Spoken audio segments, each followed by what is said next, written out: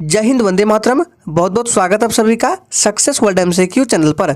तो जैसे कि आप सभी का बिहार पुलिस एग्जाम के लिए बायोलॉजी का प्रैक्टिस सेट चल रहा है और आज आपका सेशन 2 चलेगा। तो जल्दी जल्दी से सभी लोग लाइव में जुड़ जाइए। सभी को गुड इवनिंग। और जितने भी स्टूडेंट चैनल पर पहली बार आए हैं, चैनल पे नए आए हैं, चैनल को सब्सक्राइब करके साथ में बेल आइकन को जरूर प्रेस कर लेंगे ताकि आपसे एक भी सेशन मिस ना हो। और जिसने सेशन 1 को नहीं देखा है उसका भी लिंक आपको वीडियो के डिस्क्रिप्शन बॉक्स में मिल जाएगा, जाकर देख सकते हैं। तो चलिए आज के सेशन को स्टार्ट करते हैं।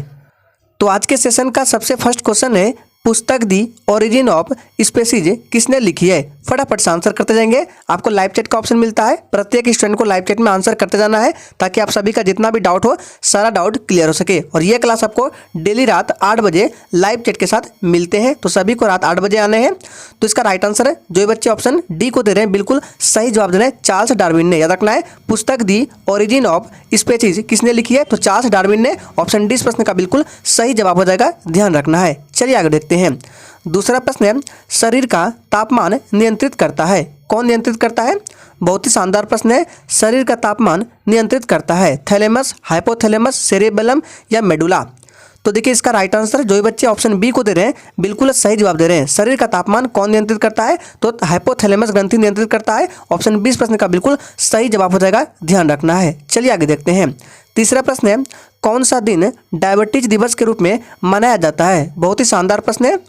चलिए आंसर करते जाएंगे। कौन सा दिन डायबिटीज दिवस के रूप में मनाया जाता है, तो इसका सही जवाब जो बच्चे ऑप्शन डी को दे रहे हैं बिल्कुल सही जवाब, नवंबर को प्रत्येक वर्ष डायबिटीज दिवस के रूप में मनाया जाता है। ऑप्शन डी इस प्रश्न का बिल्कुल सही जवाब हो जाएगा, ध्यान रखना है। चलिए आगे बढ़ते हैं। नेक्स्ट क्वेश्चन है, सबसे छोटा जीव जो स्वयं विकास एवं प्रजनन करने में समर्थ है वह कौन सा जीव है। चलिए आंसर करेंगे। आपको एक भी प्रश्न को स्किप नहीं करना है और आपको प्रश्न से रिलेटेड कुछ पूछना है या किसी भी प्रकार का डाउट होता है तो तुरंत आप हमें कमेंट करके बता सकते हैं, आपको 100% रिप्लाई मिलेगा। तो इसका सही जवाब ऑप्शन सी के साथ चला जाएगा, माइकोप्लाज्मा। याद रखना है, सबसे छोटा जीव कौन है, तो माइकोप्लाज्मा है, जो विकास एवं प्रजनन करने में समर्थ है, याद रखना है। चलिए शिक्षक आगे बढ़ते हैं। नेक्स्ट क्वेश्चन है, निम्नलिखित में से किसकी कोशिका में कोई एंजाइम नहीं होता है। चलिए आंसर करेंगे और ध्यान रखना है 4 नंबर प्रश्न को जो भी कराया गया वो प्रश्न आपके एग्जाम के लिए मोस्ट इंपॉर्टेंट है, कई बार एग्जाम में पूछा गया है। तो निम्नलिखित में से किसकी कोशिका में कोई एंजाइम नहीं होता है, इसका सही जवाब है विषाणु यानी कि वायरस। याद रखना है, विषाणु को वायरस भी बोला जाता है, इसकी कोशिका में कोई एंजाइम नहीं पाया जाता है, याद रखना है। चलिए आगे देखते हैं। नेक्स्ट क्वेश्चन है, मानव तंत्र में इंसुलिन किसका चयापचय यानी कि मेटाबॉलिज्म में नियंत्रित करता है। मोस्ट इंपॉर्टेंट प्रश्न है, चलिए आंसर करेंगे। सारे प्रश्न सिलेक्टेड और इंपॉर्टेंट लिए गए हैं जो आपके एग्जाम में आ सकते हैं, इसलिए आप लोगों को पूरा सेशन को देखना है, बीच से नहीं छोड़ना है। तो देखिए इसका सही जवाब, जो बच्चे ऑप्शन बी को दे रहे हैं बिल्कुल सही जवाब दे रहे हैं, कार्बोहाइड्रेट। याद रखना है और ये भी याद रखना है, इंसुलिन ये अग्नाशय से स्रावित होता है। आपसे पूछ सकता है कि इंसुलिन कहाँ से स्रावित होता है, तो अग्नाशय से स्रावित होता है, याद रखना है। और इंसुलिन जो है ये एक प्रकार का हार्मोन है, प्रोटीन भी है, याद रखना है। अगर ऑप्शन में हार्मोन ना मिले तो प्रोटीन को टिक कर सकते हैं, अगर प्रोटीन ना मिले तो हार्मोन को टिक कर सकते हैं, याद रखना है। इंसुलिन एक प्रकार का हार्मोन भी है, प्रोटीन भी है। नेक्स्ट क्वेश्चन है, निम्नलिखित में से एंटीबायोटिक कौन है। मोस्ट इंपॉर्टेंट प्रश्न है, ऑप्शंस को सही से पढ़िए और आंसर कीजिए। निम्नलिखित में से एंटीबायोटिक कौन से है, तो देखिए इसका राइट आंसर, जो बच्चे ऑप्शन ए को दे रहे हैं बिल्कुल सही जवाब दे रहे हैं, एंटीबायोटिक पेनिसिलिन है, याद रखना है। इसके अलावे ऑप्शन डी में जो है सल्फाडाइजिन ये भी एंटीबायोटिक है, याद रखना है। तो दोनों को याद रखना है, इसका right answer A and D दोनों ही हो जाएगा। लेकिन एग्जाम में कोई आपको एक देगा, या तो पेनिसिलिन देगा या सल्फाडाइजिन होगा, दोनों को ध्यान रखना है, इंपॉर्टेंट है। और ये भी याद रखना है, एंटीबायोटिक जो है ये इसका उपयोग बैक्टीरिया जनित रोगों के उपचार में होता है, ध्यान रखना है। नेक्स्ट क्वेश्चन है, निम्नलिखित में से कौन सा मुख्यतः कार्बोहाइड्रेट है। देखिए यहाँ पे मुख्यतः शब्द जुड़ा है, तो पूछा जा रहा है निम्नलिखित में से कौन सा मुख्यतः कार्बोहाइड्रेट है, तो याद रखना है चावल। चावल जो है ये कार्बोहाइड्रेट के स्रोत है, ध्यान रखना इंपॉर्टेंट है। चलिए आगे देखते हैं। नेक्स्ट क्वेश्चन है, कीट संवर्धन क्या है। चलिए आंसर करते जाएंगे, प्रत्येक स्टूडेंट को आंसर करना है। और फ्रेंड्स इससे पहले 2010 से लेकर 2021 तक में बिहार पुलिस कांस्टेबल एग्जाम में जितने भी हिस्ट्री के, पॉलिटी के, ज्योग्राफी के, हिंदी के और साइंस के प्रश्न पूछे गए थे, उन सभी को अलग अलग वीडियो में कवर किया गया है और सभी वीडियो को एक ही प्लेलिस्ट में डाल दिया गया है। और प्लेलिस्ट का लिंक आपको वीडियो के डिस्क्रिप्शन बॉक्स में मिल जाएगा, आप सभी वीडियो को जरूर देख लीजिए। तो इसका राइट आंसर क्या आ जाएगा, कीट संवर्धन क्या है, तो याद रखना है कीटों की वृद्धि करने का विज्ञान को क्या बोलते हैं, कीट संवर्धन बोला जाता है, ध्यान रखना है। चलिए आगे देखते हैं। नेक्स्ट है, जेनेटिक्स निम्न में से किसका अध्ययन है। चलिए आंसर करते जाएंगे। जेनेटिक्स निम्न में से किसका अध्ययन है, चलिए आपका टाइम खत्म होता है। इसका सही जवाब है ऑप्शन डी, आनुवांशिकता और विचरण। याद रखना है, जेनेटिक्स निम्न में से किसका अध्ययन है, तो आनुवांशिकता और विचरण ऑप्शन डी बिल्कुल सही जवाब हो जाएगा, ध्यान रखना है। नेक्स्ट क्वेश्चन है, लौंग पौधे के निम्नलिखित में से किस भाग से प्राप्त होते हैं। यह प्रश्न आपके एग्जाम के लिए मोस्ट इंपॉर्टेंट है, क्योंकि यह प्रश्न एग्जाम में 95% तक पूछे जाने के चांसेस है, इसलिए इसको विशेष रूप से ध्यान रखना है। तो लौंग पौधे के निम्नलिखित में से किस भाग से प्राप्त होते हैं, सही जवाब है ऑप्शन डी, शुष्क पुष्पकली से। याद रखना है, शुष्क पुष्पकली से लौंग प्राप्त किया जाता है पौधे से, ध्यान रखना है। अगर आपसे पूछे कि केसर किससे प्राप्त होता है, तो वर्ती कागज से, यहाँ पे लिख के बता देते हैं। केसर पूछे कि किससे प्राप्त होता है, तो वर्ती कागज से प्राप्त होता है, ध्यान रखना है। और लौंग किससे प्राप्त होता है, तो शुष्क पुष्पकली से, दोनों को ध्यान रखना इंपॉर्टेंट है। नेक्स्ट है, पादप कली है क्या है, चलिए आंसर करेंगे। पादप कली क्या है। और फ्रेंड्स, अगर आपको ये सेशन अच्छा लग रहा है तो सभी लोग सेशन को लाइक करेंगे, सेशन को शेयर करेंगे। तो देखिए पादप कली क्या है, इसका राइट आंसर है ऑप्शन ए, एक भ्रूणीय टहनी है। याद रखना है, पादप कली क्या है, एक भ्रूणीय टहनी है, ध्यान रखना है। नेक्स्ट क्वेश्चन है, पौधे जो नमक युक्त मिट्टी में उगते हैं उसको क्या कहा जाता है। चलिए आंसर करते जाएंगे। पौधे जो नमक युक्त मिट्टी में उगते हैं उसे क्या कहते हैं, तो याद रखना है, जो नमक युक्त मिट्टी में उगते हैं उसको बोला जाता है क्या, याद रखना है हेलोफाइट बोला जाता है। याद रखना है, सी बिल्कुल सही जवाब हो जाएगा। अगर हिंदी में बात करें तो लवन मृदोभिद। याद रखना है, हिंदी में मिले तो लवन मृदोभिद, दोनों को याद रखना है, और इंग्लिश में हेलोफाइट। नेक्स्ट है, इलेक्ट्रोएन्सेफेलोग्राम यानी कि ईईजी निम्न में से किसकी निगरानी के लिए उपयोग होता है। चलिए आंसर करेंगे। देखिए, एक होता है ईईजी और एक होता है ईसीजी, दोनों में कंफ्यूज नहीं होना है। तो ईईजी निम्न में से किसकी निगरानी के लिए उपयोग किया जाता है, इसका सही जवाब है मस्तिष्क। याद रखना है, डी इस प्रश्न का बिल्कुल सही जवाब देगा मस्तिष्क। और ईसीजी का संबंध किससे है, तो हृदय से है, याद रखना है। नेक्स्ट क्वेश्चन है, जीवों में अत्यधिक विविधता का कारण क्या है। चलिए आंसर करेंगे। जीवों में अत्यधिक विविधता का कारण क्या है, तो देखिए इसका सही जवाब जो बच्चे ऑप्शन सी को दे रहे हैं बिल्कुल सही जवाब दे रहे हैं। जीवों में अत्यधिक विविधता का कारण है उत्परिवर्तन, ऑप्शन सी बिल्कुल सही जवाब हो जाएगा, ध्यान रखना है। नेक्स्ट क्वेश्चन है, मेंडल के आनुवंशिकता का सिद्धांत किस पर आधारित है। मोस्ट इंपॉर्टेंट प्रश्न है, चलिए आंसर करेंगे। और फिर से बोल रहे हैं, सेशन को बीच से स्किप नहीं करना है, पूरा सेशन को देखना है। तो देखिए मेंडल के आनुवंशिकता का सिद्धांत किस पर आधारित है, इसका सही जवाब है क्या हो जाएगा, ऑप्शन चला देगा सी के साथ, अलैंगिक जनन। याद रखना है, मेंडल के आनुवंशिकता का सिद्धांत किस पर आधारित है, तो अलैंगिक जनन पर आधारित है, याद रखना है। मेंडल को आनुवंशिकता का जनक बोला जाता है, ये भी ध्यान में रखना है। नेक्स्ट क्वेश्चन है, डीएनए की खोज किसने की थी। चलिए आंसर करेंगे, डीएनए की खोज किसने की थी। चलिए तो देखिए इसका सही जवाब है ऑप्शन ए, जेम्स वाटसन एवं फ्रांसिस क्रिक ने की थी। याद रखना है, डीएनए की खोज किसने की थी, तो जेम्स वाटसन एवं फ्रांसिस क्रिक ने की थी, लेकिन वास्तव में इसके खोज करता है फ्रेडरिक मिस्चर। यहाँ पे लिख के बताते हैं क्या है, फ्रेडरिक मिस्चर। याद रखना है, फ्रेडरिक मिस्चर। अगर ऑप्शन में फ्रेडरिक मिस्चर मिले तो आपको यही टिक करना है, क्योंकि वास्तव में खोजकर्ता यही है। लेकिन अगर ऑप्शन में जेम्स वाटसन एवं फ्रांसिस क्रिक मिले तो ये भी टिक कर सकते हैं, दोनों ही राइट आंसर है, ध्यान रखना है। नेक्स्ट क्वेश्चन है, जीव कोशिकाओं में आनुवांशिक लक्षणों के नियंत्रण में निम्नलिखित में से कौन सा उत्तरदायी है। चलिए आंसर करेंगे।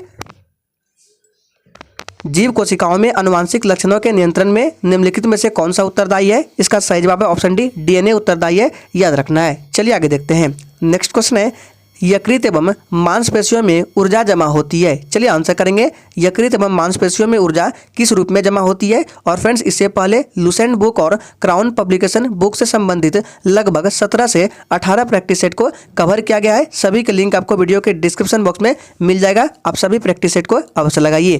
तो इसका राइट आंसर क्या हो जाएगा, तो जो बच्चे ऑप्शन डी को दे रहे हैं बिल्कुल सही जवाब दे रहे हैं, यकृत में मांसपेशियों में ऊर्जा लाइकोजन के रूप में जमा होती है, ध्यान रखना है। नेक्स्ट क्वेश्चन है, मानव शरीर में होता है, आपको बताना है मानव शरीर में कितना पानी होता है। बहुत ही अच्छा प्रश्न है। तो देखिए मानव शरीर में लगभग 70% पानी होता है, ऑप्शन ए इस प्रश्न का बिल्कुल सही जवाब हो जाएगा, ध्यान रखना है। चलिए आगे देखते हैं। नेक्स्ट क्वेश्चन है, निम्नलिखित में से कौन सा विटामिन प्रतिस्कंदन विषों के प्रतिविष प्रतिकारक के रूप में प्रयोग किया जाता है। चलिए आंसर करेंगे, निम्नलिखित में से कौन सा विटामिन है जो प्रतिस्कंदन विषों के प्रतिविष प्रतिकारक के रूप में प्रयोग होता है। इसका सही जवाब है विटामिन के, याद रखना है, ऑप्शन डी बिल्कुल सही जवाब हो जाएगा, विटामिन के, ध्यान रखना है। नेक्स्ट क्वेश्चन है, निम्नलिखित में से किस विटामिन को एग्रोकैल्सीफेरॉल कहते हैं। चलिए आंसर करेंगे, निम्नलिखित में से किस विटामिन को एग्रोकैल्सीफेरॉल कहते हैं। तो देखिए सिर्फ कैल्सीफेरॉल की बात करें तो विटामिन डी को कैल्सीफेरॉल बोला जाता है, लेकिन यहाँ पे क्या पूछा गया, एग्रोकैल्सीफेरॉल। तो इसका राइट आंसर ऑप्शन ए के साथ चलेगा, विटामिन D2 को क्या बोला जाता है, एग्रोकैल्सीफेरॉल, याद रखना है। D3 को क्या बोला जाता है, तो विटामिन D3 को कोलीकैल्सीफेरॉल बोला जाता है, याद रखना है, यहाँ पे लिख के बताते हैं, कोलीकैल्सिफेरॉल, दोनों को ध्यान रखना इंपॉर्टेंट है। नेक्स्ट है, मानव शरीर में विटामिन ए भंडारित होता है। चलिए आंसर करेंगे। मानव शरीर में विटामिन ए भंडारित होता है यकृत में, त्वचा में, फुफ्फुस में या वृक्क में। तो इसका सही जवाब आप सभी जानते हैं, मानव शरीर में विटामिन ए भंडारित यकृत में होता है, लीवर में होता है। ऑप्शन ए बिल्कुल सही जवाब है। नेक्स्ट क्वेश्चन है, निम्नलिखित में से कौन सा युग्म सही सुमेलित नहीं है। चलिए आंसर करते जाएंगे, सोच समझ कर आंसर करना है। निम्नलिखित में से कौन सा युग्म सही सुमेलित नहीं है। तो देखिए इसका सही जवाब है ऑप्शन बी, टोकोफेरॉल बेरीबेरी। ये सही सुमेलित नहीं है क्योंकि टोकोफेरॉल ये किस विटामिन का रासायनिक नाम है, तो यहाँ पे लिख के बताते हैं, विटामिन ई का रासायनिक नाम है। और विटामिन ई की कमी से जनन क्षमता में कमी होती है, न कि बेरीबेरी रोग होता है, याद रखना है। तो इसका राइट आंसर ऑप्शन बी के साथ चला जाएगा, बाकी सभी सही दिए गए, ध्यान रखना है। नेक्स्ट है, निम्नलिखित में से किस युग में सही सुमेलित नहीं है। चलिए आंसर करेंगे, निम्नलिखित में से किस युग में सही सुमेलित नहीं है। तो देखिए इसका सही जवाब है ऑप्शन ए, विटामिन बी1, जो कि संतरा दिया गया है क्योंकि संतरा में विटामिन सी पाया जाता है, विटामिन बी नहीं होता है, याद रखना है। चलिए आगे देखते हैं। नेक्स्ट है, जिस विटामिन में कोबाल्ट होता है वह कौन सा विटामिन है। मोस्ट इंपॉर्टेंट प्रश्न है और बहुत ही ईजी प्रश्न है। चलिए सभी लोग आंसर करेंगे, जिस विटामिन में कोबाल्ट होता है वो कौन सा विटामिन है। तो देखिए इसका सही जवाब जो ये बच्चे डी को दे रहे हैं, बिल्कुल सही जवाब दे रहे हैं। विटामिन बी12 में क्या होता है, कोबाल्ट होता है। और विटामिन बी12 का रासायनिक नाम क्या होता है, तो साइनोकोबालामीन होता है, याद रखना है। नेक्स्ट है, एक स्वस्थ वयस्क मनुष्य में रक्त परिमाप कितना होता है। एक स्वस्थ वयस्क मनुष्य में रक्त कितना होता है। तो इसका सही जवाब क्या है, ऑप्शन ए हो जाएगा, 5 से 6 लीटर होता है, याद रखना है। 5 से 6 लीटर होता है, ध्यान रखना है। नेक्स्ट है, इनमें से रक्तदाब का मापक यंत्र कौन सा है। चलिए आंसर करेंगे, इनमें से रक्तदाब का मापक यंत्र कौन सा होता है। तो इसका सही जवाब क्या है, ऑप्शन सी के साथ चला जाएगा, स्पिग्नो मैनोमीटर। ये रक्तदाब का मापक यंत्र है, ऑप्शन सी बिल्कुल सही जवाब हो जाएगा, याद रखना है। और एक स्वस्थ मनुष्य का रक्तदाब कितना होता है, तो यहाँ पे लिख के बताते हैं, 120/80 mm ऑफ Hg होता है, याद रखना है। इसको भी mm ऑफ Hg होता है, एक स्वस्थ मनुष्य का रक्तचाप, ध्यान रखना है। नेक्स्ट क्वेश्चन है, वृक्क से प्रति मिनट औसत रक्त प्रवाह होता है। चलिए आंसर करेंगे, वृक्क से प्रति मिनट औसतन रक्त प्रवाह होता है, कितना होता है। चलिए इसका सही जवाब है ऑप्शन बी, 1200 सीसी, याद रखना है, बी बिल्कुल सही जवाब है। नेक्स्ट क्वेश्चन है, इंसुलिन है। चलिए देखिए ये प्रश्न आ गया ना, शुरुआत में ही बताया था, इंसुलिन क्या है, वसा है, विटामिन है, कार्बोहाइड्रेट है या प्रोटीन है। तो देखिए इंसुलिन एक प्रकार का हार्मोन है, लेकिन हार्मोन देखिए ऑप्शन में नहीं मिल रहा है, तो प्रोटीन के साथ जा सकते हैं क्योंकि इंसुलिन प्रोटीन भी है, याद रखना है। तो इसका राइट आंसर ऑप्शन डी के साथ चला जाएगा। फिर से रिपीट कर देते हैं, इंसुलिन एक प्रकार का हार्मोन भी है और प्रोटीन भी है। नेक्स्ट क्वेश्चन है, निम्नलिखित में से कौन सा हार्मोन है। चलिए आंसर करते जाएंगे, निम्नलिखित में से कौन सा हार्मोन है। देखिए यहाँ पे प्रश्न उल्टा के पूछा गया है, तो देखिए इसमें हार्मोन कौन सा पूछा रहा है, तो आप सभी जानते हैं इंसुलिन, याद रखना है। इंसुलिन एक प्रकार का हार्मोन है, याद रखना है। नेक्स्ट क्वेश्चन है, निम्न में से कौन सा हार्मोन स्तन ग्रंथियों से दूध का स्राव होने में भूमिका निभाता है। चलिए आंसर करेंगे, और जिसने अभी तक सेशन को लाइक नहीं किया है, प्लीज़ सभी लोग सेशन को लाइक करेंगे और सेशन को शेयर करेंगे। तो निम्न में से कौन सा हार्मोन स्तन ग्रंथियों से दूध का स्राव होने में भूमिका निभाता है, याद रखना है। इसका राइट आंसर है ऑप्शन डी, ऑक्सीटोसिन, याद रखना है, डी बिल्कुल सही जवाब है। नेक्स्ट है, निम्नलिखित में से किस हार्मोन में आयोडीन मिली होती है। चलिए आंसर करते जाएंगे, निम्नलिखित में से किस हार्मोन में आयोडीन मिली होती है। तो इसका सही जवाब है ऑप्शन सी, थायरोक्सिन हार्मोन में, सी बिल्कुल सही जवाब है, याद रखना है। नेक्स्ट है, प्रकाश संश्लेषण होता है। फटाफट से आंसर करते जाएंगे, प्रकाश संश्लेषण होता है। चलिए तो इसका सही जवाब है ऑप्शन सी, क्लोरोप्लास्ट में, याद रखना है। प्रकाश संश्लेषण किस में होता है, तो क्लोरोप्लास्ट में होता है, याद रखना है। नेक्स्ट है, प्रकाश संश्लेषण का उपोत्पाद क्या है। चलिए आंसर करेंगे, प्रकाश संश्लेषण का उपोत्पाद क्या है, यानी कि प्रकाश संश्लेषण के दौरान क्या निकलता है। तो आप सभी जानते हैं ऑक्सीजन है, ऑप्शन बी बिल्कुल सही जवाब देगा, ऑक्सीजन यानी कि O2, ध्यान रखना है। नेक्स्ट क्वेश्चन है, सौर ऊर्जा ATP में बदलती है।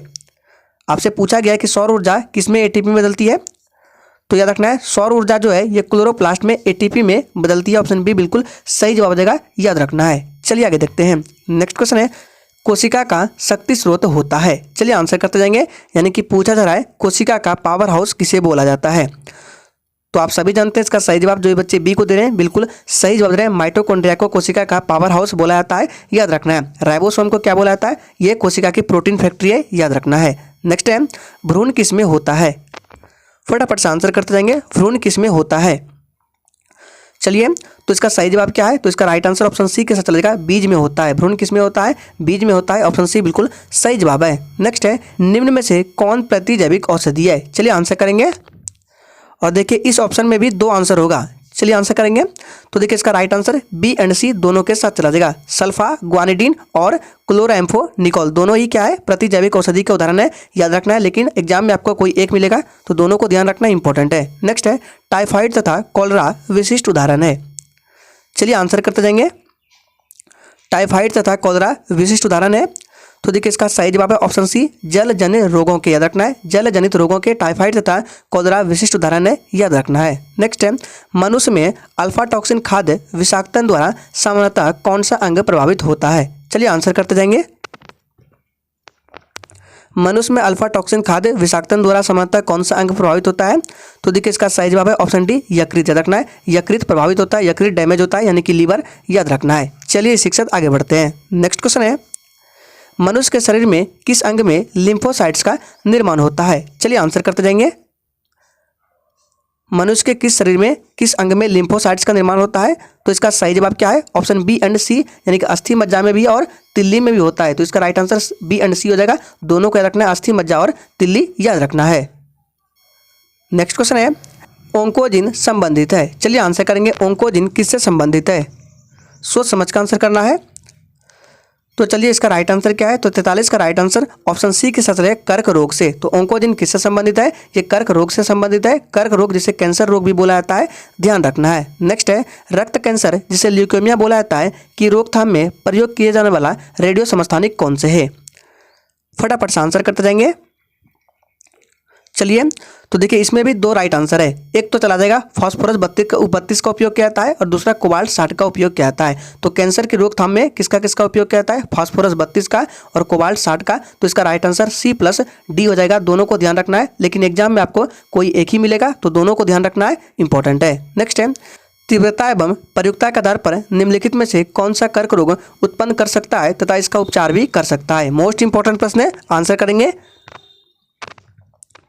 चलिए तो देखिए इसका राइट आंसर ऑप्शन सी के साथ चलेगा, आयनीय विकिरण, याद रखना है। आयनीय विकिरण क्या कर सकता है, कर्क रोग को उत्पन्न भी कर सकता है और इसका उपचार भी कर सकता है। राइट आंसर सी के साथ चला जाएगा, याद रखना है। चलिए आगे देखते हैं। नेक्स्ट क्वेश्चन है सहज प्रणाली का परिवर्धन निम्नलिखित में से कौन सा है। चलिए आंसर करेंगे।